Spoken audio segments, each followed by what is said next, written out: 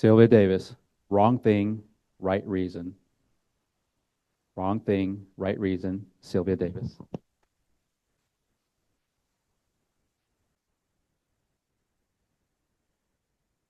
My mother's name is Anne. It's spelled A-N-N-E. My father's name is Eldoji. I would spell that for you, but I use it as a password. My father's name is so unique that ChatGPT can't even find an origin for it. But just because his name has no origin, that doesn't mean that it has no meaning, because my 4 siblings and I have turned the word into a verb.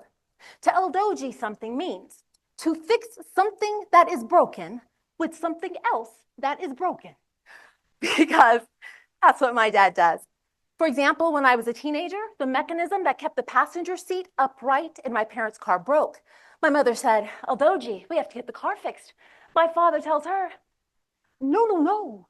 Now, mom knows that when dad looks at her like that and says, no, no, no, what's broken is getting Eldoji'd. Then she would have to listen to this complicated explanation about how he Eldoji'd it in case she needed to Eldoji it. Now for this, he gets a broken piece of a wire clothes hanger.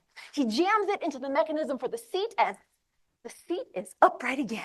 And he would always do this and make this face when he fixed something, as if to indicate it's now good as new. Contest chair, fellow Toastmasters and guests, my father's desire to hold on to something that's broken is what makes me ask you, is there anything that you're fighting to hold on to that maybe you should let go? This past summer, I go home for a visit. My father and I are going to run some errands. We get into the car that he and my mother bought in 2014. All 4 siblings and I have pleaded with dad to get rid of this car because there's so much wrong with it, but he just keeps Eldojiing it. He starts it up. The air conditioner blows hot air. I say, Dad, we have to get the car fixed. He tells me, no, no, no. Then he motions for me to follow him as he gets out of the car, walks around to the front, opens the hood. He says, okay, baby, now you see this right here. Nervously, I lean in to look. Daddy, is that a popsicle stick? On any other day, it would be. Now, what happens is sometimes the stick breaks its connection with the relay switch. Now, when that happens, baby, all you need to do is wedge it back in there real tight like this.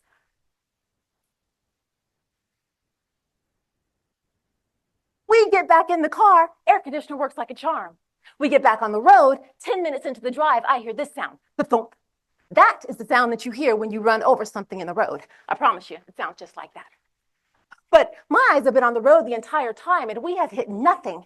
Then I hear my dad say, oh no!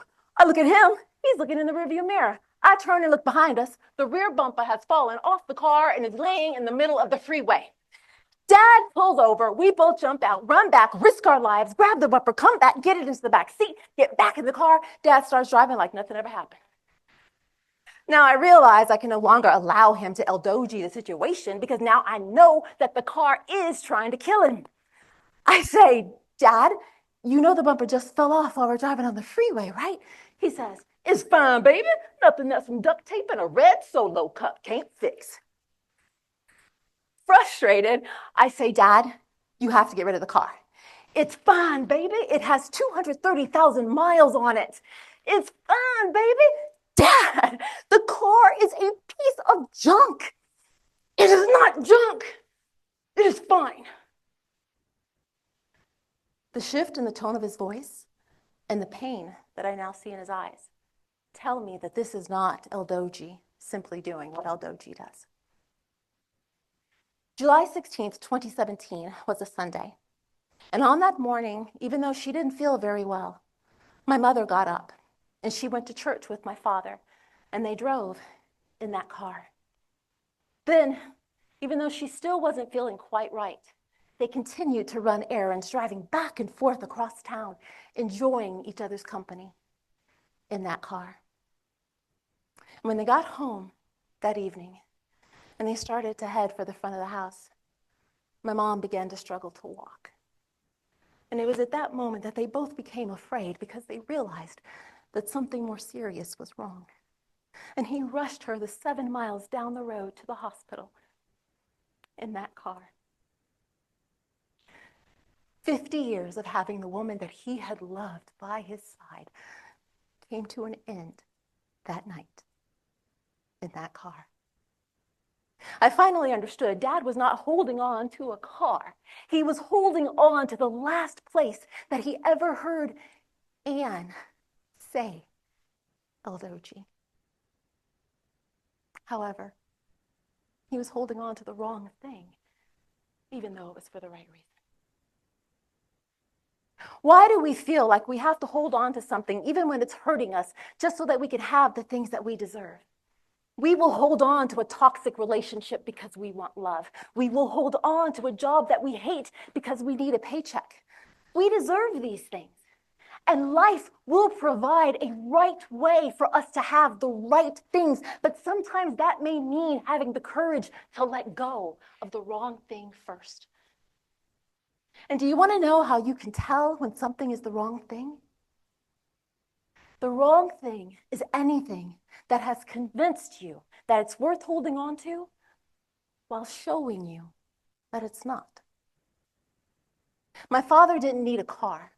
Life had already given him 5 ways to have what he thought he had lost. And their names? Silvia, Leslie, Lucretia, Eldegina, and Wesley. Through their children, my father could see his wife, hear her laughter, feel her presence, remember their joy, and love her still. My message is, when you cling too tightly to the wrong thing, you risk being able to grab a hold of the right thing.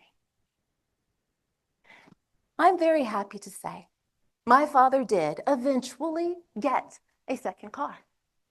It was a used car, and it came with problems of its own, but nothing that Eldoji isn't going to.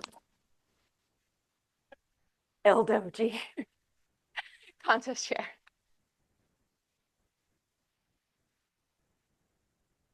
Thank you.